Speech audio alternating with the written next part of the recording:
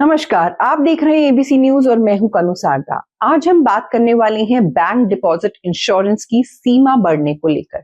जी हां, अगर आपका पैसा बैंक में जमा है तो ये खबर आपके लिए बहुत अहम है। क्या होगा अगर आपका बैंक अचानक बंद हो जाए? आपकी जमा राशि का नया का क्या होगा? अगर सरकार बैंक डिपॉजिट इंश्योरेंस की सीमा बढ़ाने का फैसला लेती है तो इससे करोड़ों बैंक ग्राहकों को राहत मिल सकती है।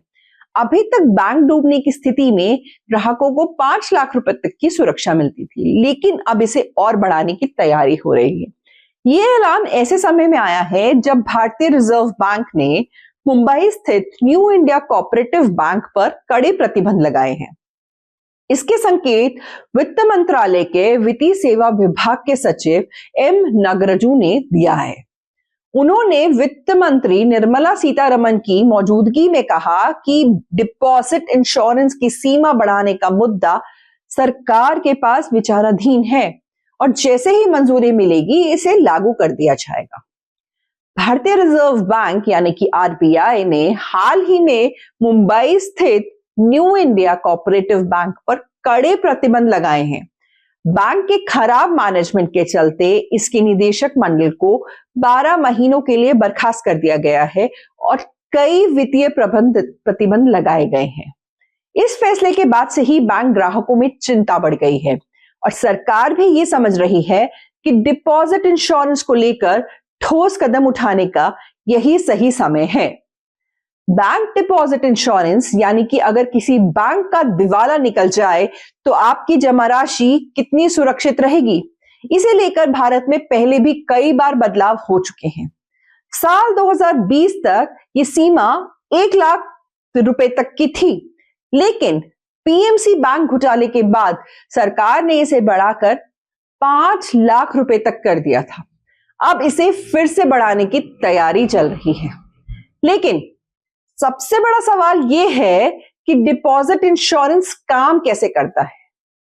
दरअसल deposit insurance and credit guarantee corporation यानी कि DICGC नाम की संस्था प्रत्येक बैंक जमाकर्ता को 5 लाख रुपए तक की बीमा सुरक्षा देती है।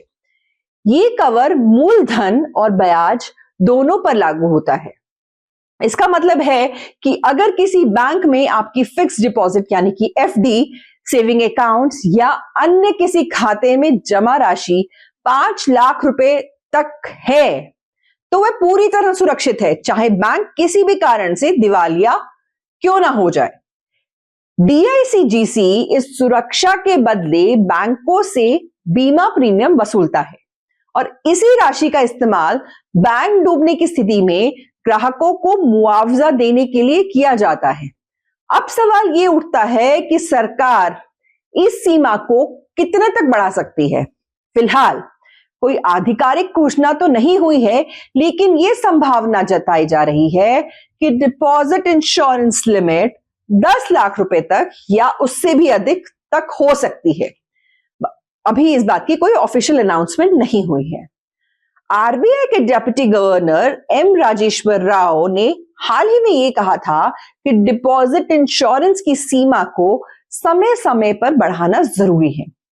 उन्होंने इस बात पर जोर दिया कि बढ़ती जमा राशि, महंगाई और लोगों की आय में हो रही वृद्धि को देखते हुए यह जरूरी हो गया है कि बैंक जमाओं पर मिलने वाली सुरक्षा भी बढ़ाई जाए।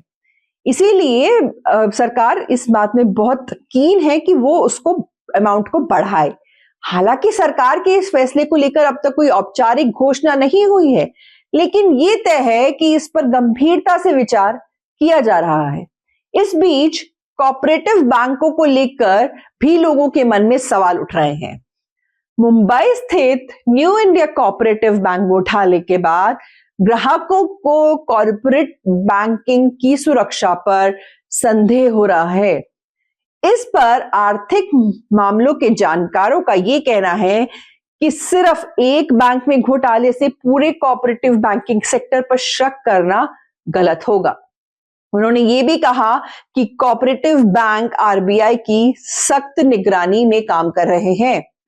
इधर सरकार बैंकिंग सेक्टर को मजबूत करने और ग्राहकों के हितों की रक्षा करने के लिए लगातार नए कदम उठा रही है। इससे पहले भारतीय बैंकों में पारदर्शिता और सुरक्षा बढ़ाने के लिए भी कई बड़े बदलाव दिए गए। सरकार बैंकिंग क्षेत्र में सुधार और ग्राहकों की सुरक्षा के लिए पहले ही कई सख्त कदम लागू कर चुकी है। बैंकों की सुरक्षा को लेकर ग्राहकों की चिंता को देखते हुए सरकार अब डिपॉजिट इंश्योरेंस को लेकर भी ठोस फैसला लेने की दिशा में बढ़ रही है। अब देखना यह होगा कि डिपॉजिट इंश्योरेंस की सीमा कितनी बढ़ाई जाती है और इसका सीधा असर बैंक ग्राहकों पर कितना पड़ता है। अगर यह फैसला लागू होता है तो ये बैंक खाता धारकों के लिए एक बहुत बड़ा राहत भरा कदम होगा। इससे ना केवल बैंकिंग सेक्टर में भरोसा बढ़ेगा, बल्कि जमाकर्ताओं को भी अपनी जमा राशि की सुरक्षा को लेकर चिंता करने की जरूरत नहीं होगी। तो दोस्तों, ये थी बैंक डिपॉजिट इंश्योरेंस को लेकर आने वाले संभावित बदलावों की पूरी जानकारी। आपको क्या लगता है, क्या सरकार को इसे बढ़ाकर 10 लाख तक बढ़ाना चाहिए?